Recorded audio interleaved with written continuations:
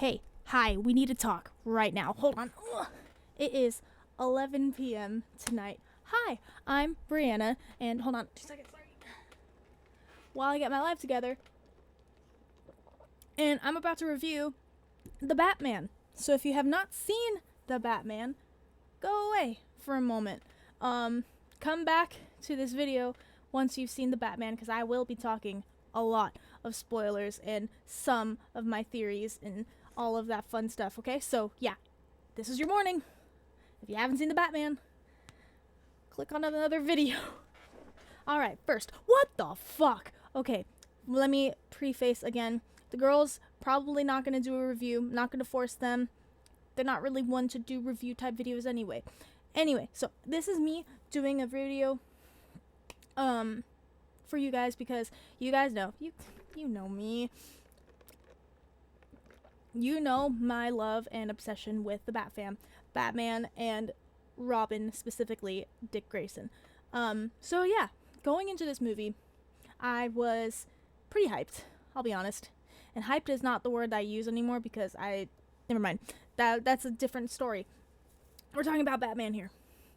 So, I went into this movie super fucking excited because from what I've seen from the trailers and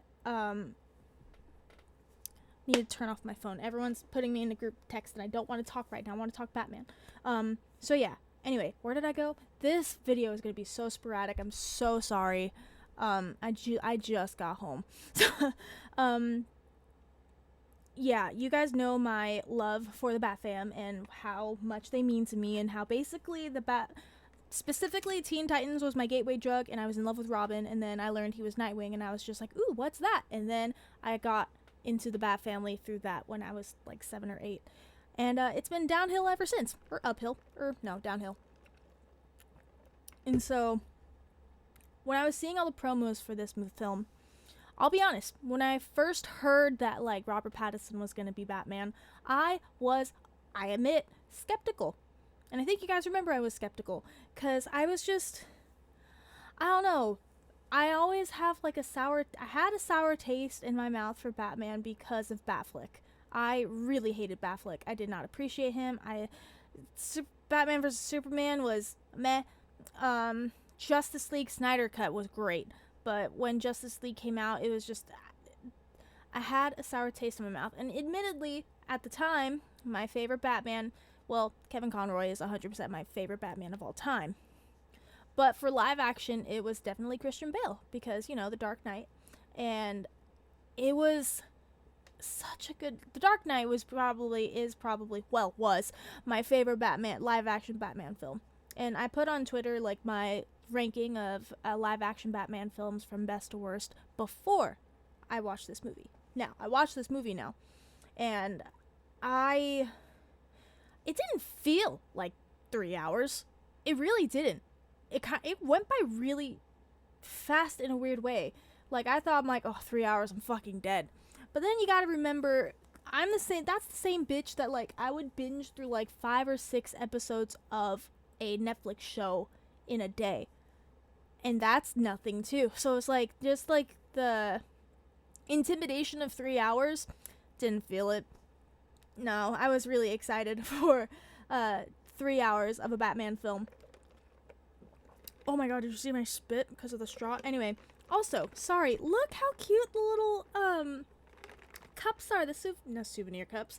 The cups are for, when you go to the theater. You see Batman there, and then his fucking car. Oh my god. Listen, that chase scene with Penguin, I was turned on by many things. One was the car itself, because holy fuck, was it a beautiful mobile. Whoa, I was about to say mobile, but that's not right. It was a beautiful mobile. And just seeing Penguin panic, trying to lose Batman, and like doing fucking every trick in the book trying to lose him, and then, you know, even as the trucks were turning over and stuff, he still manages to catch up. Not without, like, trying to, because I like how this Batman... Because I feel like we didn't see it too much with Christian Bale, definitely not with Batfleck. He didn't even fight. Anyway, in this movie, we see Batman, he's tough, and he's a fighter, and he's incredibly smart and really good in combat. But I like how you see that he's not perfect in the sense of like, oh, he never gets hit. Oh, he doesn't get hurt. I like that, like, especially like in that car scene, you see him like struggling to keep up and he just has to break all of a sudden. And like even like the certain fights and stuff, you see that he's not case in point, what I'm reminded of is like when he's escaping the GCPD, and because he had to punch Gordon and like get out in there, so he like it was the scene where like he fixes the bat suit to where he looks like a flying squirrel, which that was hilarious, but because Nikki was laughing, but it was funny, really funny to see him like a flying squirrel in the air. But I like the practicality that they introduced to this fucking character, because like Batman, like obviously animated, like he flies with his cape because his cape can do that. But no, that's not how it fucking works. He's gonna die. And so I like how in that moment, yeah, while it was funny seeing him as a flying squirrel, it showed the practicality of Batman. Like, hey, he can't just leap off of a building. He needs something to help him. He needs like a device to like actually have him do it. And it doesn't make sense for like a cape that just flaps in the wind to like automatically help him fly. It just doesn't work like that. So just that little detail I loved a lot. I really did. I'm sorry if I'm talking about the movie out of order. I'm sporadic right now. My brain is going everywhere and all at once, so there's no real structure. Like I said, I just walked through the door. I walked through the door like 2 minutes ago. And then I just turned this on. Now, talking about this movie as a whole, because it was a 3-hour film, I think that the pacing went really, really well. Because even I sometimes, like with the grand story, like Justice League, had way too many A plots, B plots, and C plots, and they didn't know where to focus everything. That like it needed the Snyder cut to showcase everything that needed to happen in that film. Which is why I'm glad with the Batman, you needed to establish that connection with Selina Kyle. You needed to see Batman meet Selina, and you needed to see just the Riddler. First off, fucking round of applause. He did an amazing job. And me and Brittany were definitely in the theater like trying to like solve the riddles too. I only got one, and it was the justice one, where it's like it was the very first riddle that he was questioning the guy on for like 3 riddles, or else he like blows up. Anyway, yeah, no, he did an amazing job. Sorry, I am going out of order. I'm so sorry. What was I saying? You needed the 3 hours to space out everything. You needed to establish that relationship with Catwoman. You needed to establish that relationship with the Riddler, and how because of like his plan and his scheme was so grand that you started off as like one riddle leads to another, but then you learn that it's just a part of this big riddle to take out Falcone. And it was truly incredible how you needed that time to digest, like, hey, it wasn't Filoni, it was Falcone, and Penguin did have more to deal with it than he was letting on, and Selina's roommate was all put into this. It felt like if it was less than 3 hours, it would have felt rushed.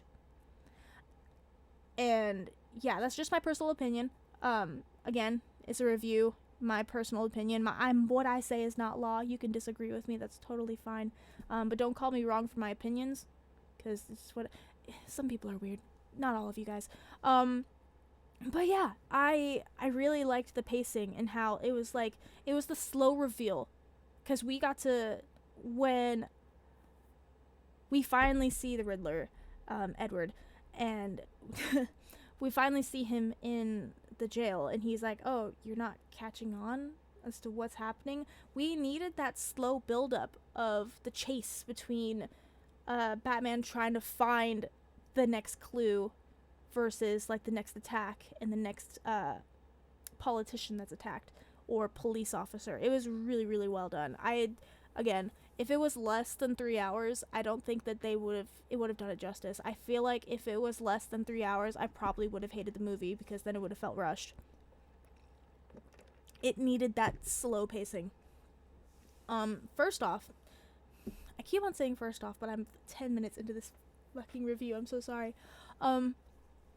So when we started this film, it was Batman. I like how it was the nod to year 2 because he's writing this all in a diary. So this is technically year 2. So again, obviously we've made that connection with Gordon because that happens in year 1.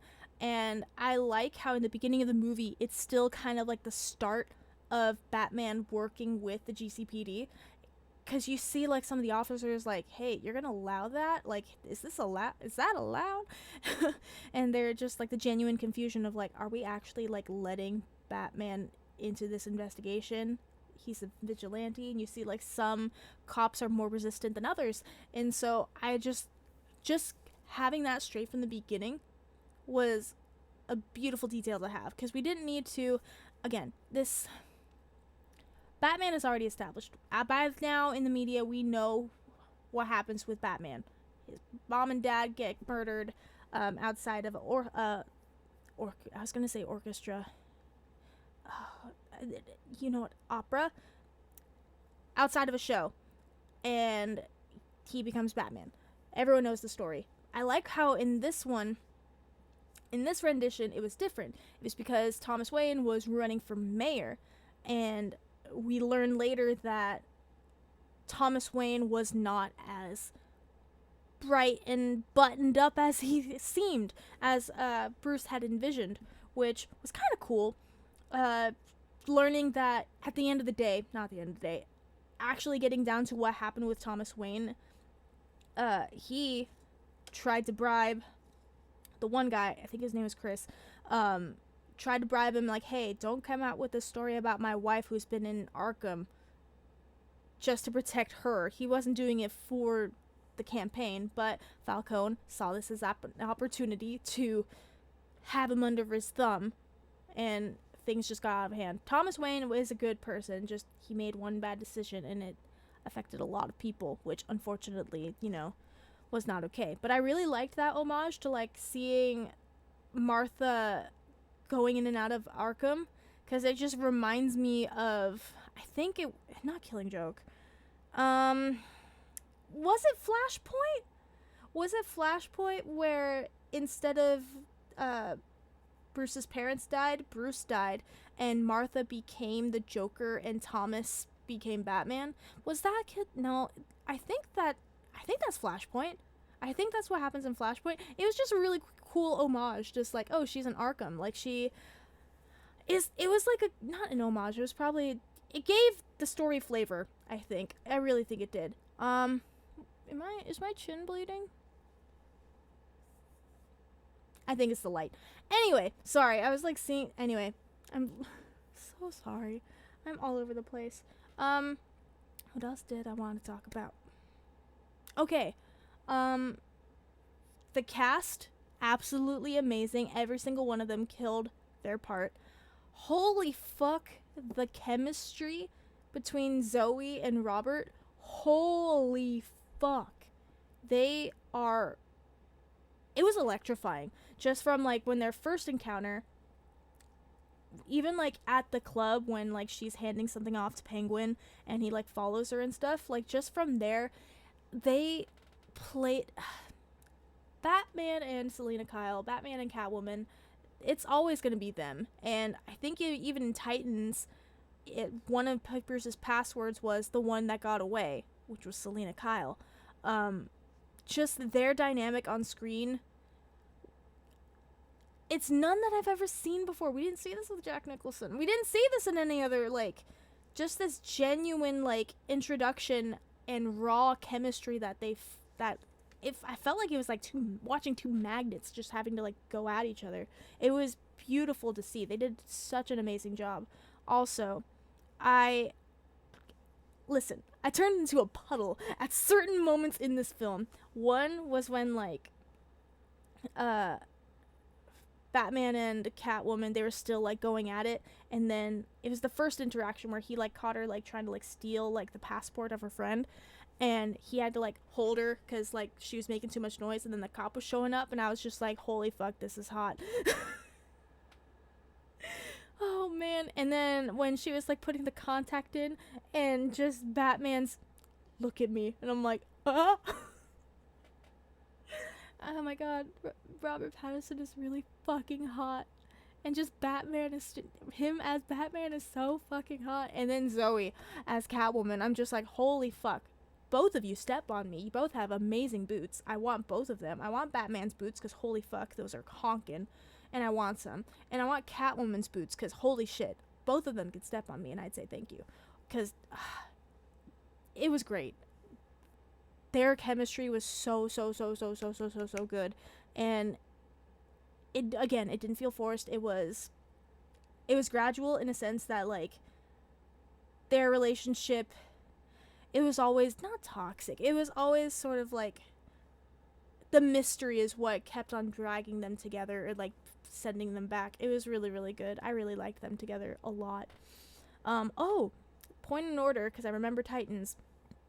A guy, I forgot the actor's name, he plays Tim Drake in Titans, the TV show.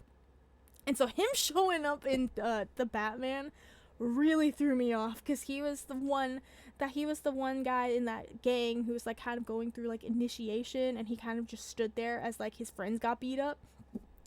It took me out of it, because I'm like, you're Tim Drake in Titans. I know you're not alluding to Robin right now, because fuck no. You're not gonna do that to me. Again, obviously, the first Robin has to be Dick Grayson. But I was just like, it took me out of it for a second. I'm like, Tim Drake's here. I'm like, no, that's from Titans. That's from the TV show. That's not actually Tim Drake. That would have been cool. But again, it was just coincidental. One of those words. That he also played Tim Drake in Titans. But it was a cool thing. Also, the twins, Penguin's twins, every time they came on screen, I laughed because all I can think of is Teen Wolf.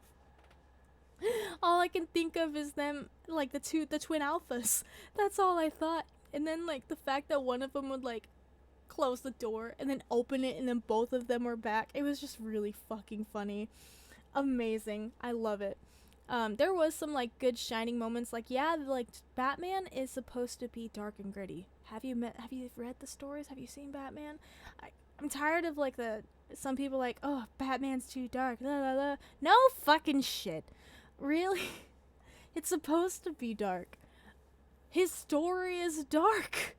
But yeah, no, that was just, like, the shining moments of, like, that was really fucking funny. The twins made me laugh hard.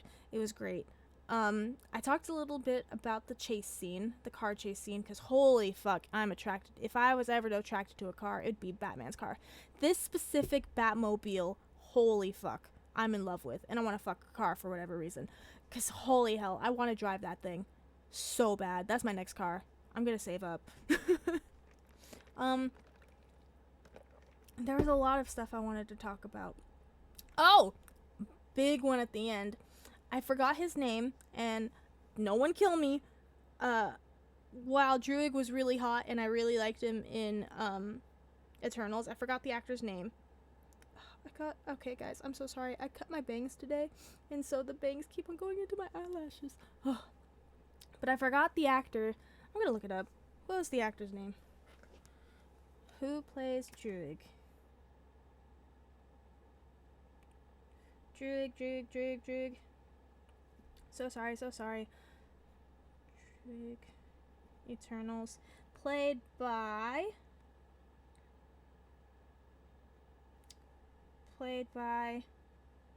Oh, Barry Keoghan. Barry. Okay, that's why Nikki was freaking out. Because Nikki, she saw that he was at the red carpet premiere, and we didn't know what he was. So we were under the assumption that maybe, well, I didn't think he was playing the Riddler, because we didn't technically see who was playing the Riddler. She thought that he was going to be the Riddler, in which I was just like, there's no fucking way.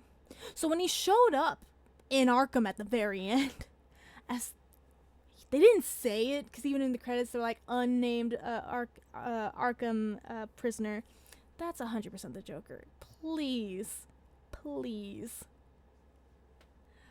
It would be interesting if I hope they do a second movie. Holy fuck, I would cry. Because the way they ended it with, like, the floodgates and stuff, it reminded me of Arkham Arkham Asylum, the Arkham games, which my favorite fucking games of all time is the Arkham games, and how like everything's flooded now. Now all the different factions are like getting made, and that's when because they even said it at the end, the different villains and stuff, they're gonna want to make their strike. This is how they fight for power. And so I'm just thinking of the Arkham games, and I'm like, all right, so we have Ivy's tower over here, and then Mr. Freeze there. That's what I was like. It seemed like it, but again, like, that would be too much. I'm glad they just focused on the criminals, on like the mob bosses, because if you would have brought all of that in right away, it would have been too much. It would have been too much. I like how like simplistic the in a sense of like villains, how simplistic they are, because they didn't shove everyone in our face. We got Penguin, we got Riddler, and we got Don Falcone, and I'm blanking on his name. No, it's not Don Falcone, Carmine Falcone. Anyway, you get what I mean. If you would have thrown everyone at us, it would have been too much. But I'm glad we didn't, and we focused on the ones we needed to focus on. What am I missing? I know I'm missing something. I think I thought, oh my god, the fake out with, okay, that's what I want to talk about. Bruce Wayne. I like how Robert Pattinson played Bruce Wayne, because this is technically from what we saw in the beginning, how he was writing in his diary, not diary, journal, how this was technically year 2. He's been Batman for 2 years. And for those who've read the comics, you know, like, in year 1, that's how we, like, met our, that's how Jim and, Batman became a thing, and they started working together. Obviously, I don't think they applied everything that happened in the comics year 1 and 2, because holy fuck, read them, it's actually kind of good. And there's 2 movies on them, and I believe Jensen Ackles plays Batman in both. Anyway, so I like that we kind of established, like, okay, we're in year 2. It's been 2 years since he put on the cape, put on the mask. And so Batman now, he's still, yeah, it's been 2 years, but he's still trying to find his niche, and he's still, like, not addressing his psychological issues. And so when we get to the hospital, because of what happened with Alfred, and how he was unfortunately almost blown up, which, holy fuck, don't do that fake out with me again. I didn't think they were gonna kill Alfred, but it was that split second of, don't you fucking do it, don't you fucking do it. But I'm glad they didn't. But I liked how that helped Bruce, like, kind of get his humanity back, because I want to get to Playboy billionaire philanthropist. I don't know how to say words. I'm ready for fake Playboy Bruce Wayne, because year 1, year 2, he's still kind of broody. He's still like, I hate the world, or I don't care what happens to me, la la la. And so after what happened with Alfred, you see, like, I'm not scared of dying, but I'm scared of losing someone again. Just like that realization of, like, kind of Bruce getting that human element back to him, because now he's starting to care. Now he he's actually has to address his feelings, instead of hiding from them, which is insane. And not insane, very, very well done, written insanely well. And so I'm sure we're gonna see Bruce Wayne open up just a little bit. I'm not saying like he's gonna show up and like fucking with strippers and shit in the house, but like him starting to reach out a bit, at least for this cinematic universe, this Batverse. But yeah, no, incredibly well done. Robert Pattinson did an amazing job. He was insanely fucking hot. Like, I was basically thirsting the whole time. I'll be honest, like the whole time he was just on screen, I was just like, holy fuck me. Yeah, I'm trying to think anything else I want to address. Nothing's springing to mind. I think that's everything. I think that was all the important points I liked. I liked Riddler. I liked Selina and Bruce's relationship. I liked the story, how it flowed, how it wasn't rushed. The Barry reveal at the end. I think that's it. I think I covered most everything. I think I did good. Wow, okay. An actual review where I don't, just, I don't know. I'm bad at reviews, guys. But I hope I was able to, I don't know. I hope I was able to, like, express all that I wanted to express. I think I got everything that I enjoyed about the movie. I didn't find anything that I really hated, to be honest. There was nothing that, like, I didn't like about the movie. The only times that, like, something threw me out of it was when the fucking twins would show up and I would laugh. Those are, like, the only times when I'm like, okay, like, where I genuinely laugh. But I think that's because I know those two actors from Teen Wolf. And I think that's it. Other than that, I have no complaints. This movie was fucking spectacular. I'm gonna give it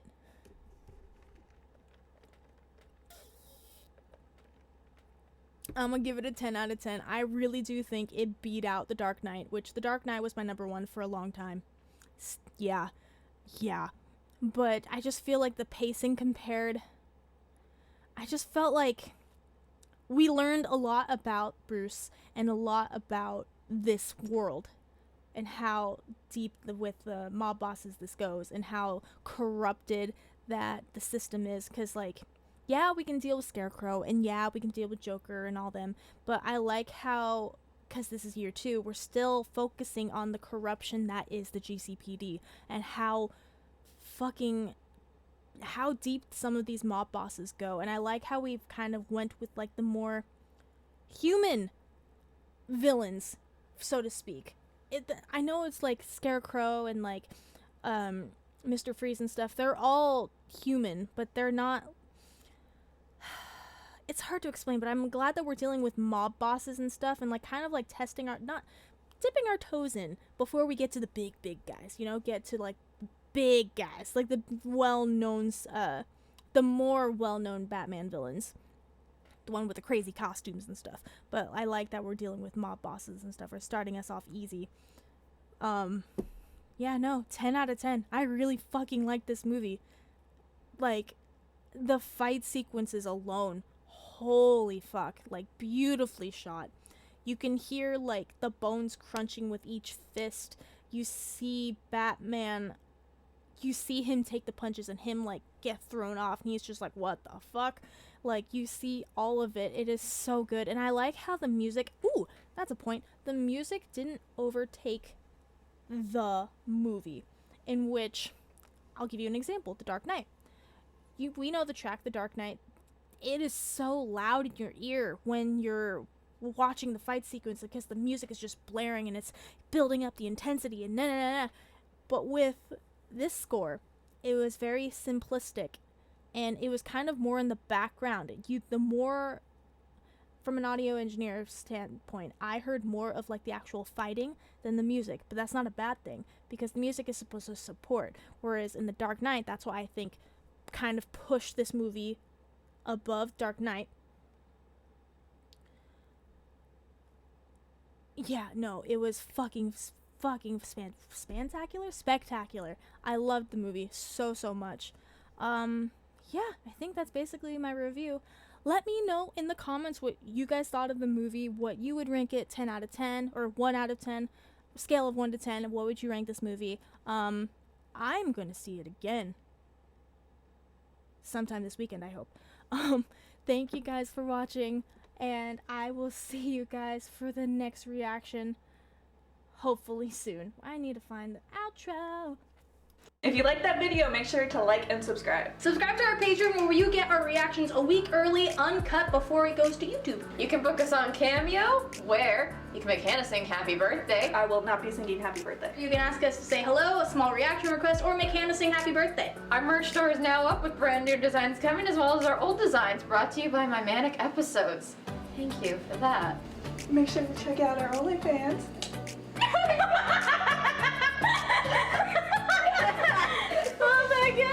Subscribe to our OnlyFans for a different side of fandom reactions. And be sure to follow our Twitter and Instagram @FandomReactGirls for daily updates.